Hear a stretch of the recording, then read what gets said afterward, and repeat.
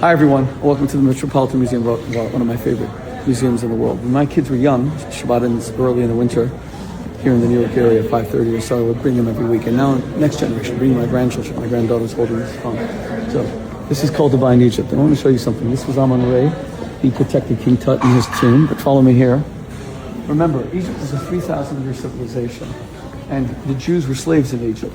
And the idea of being slaves in Egypt was to finally be liberated from Egypt, not just physically, bondage, but mentally. Because what was Egypt? Egypt was a death cult.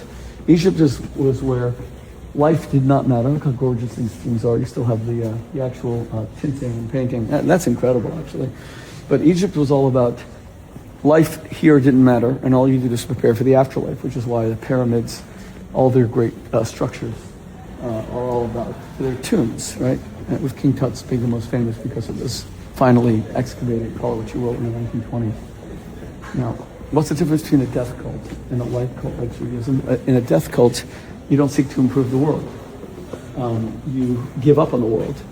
In Judaism, revolutionized ancient civilization, not just through monotheism and the rejection of the polytheistic gods of Egypt, but through a belief that this was the world that we should focus on. Heal the sick, feed the hungry, house the homeless, etc. That was a radical idea.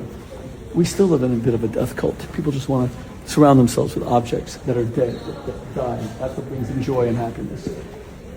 The real life experiences, like we just had for Shabbat, which is life-affirming, choosing life, is something that people have never fully embraced. So it continues. And now you understand why the Jewish people are the most consequential people in the world, because they gave up all this death cult.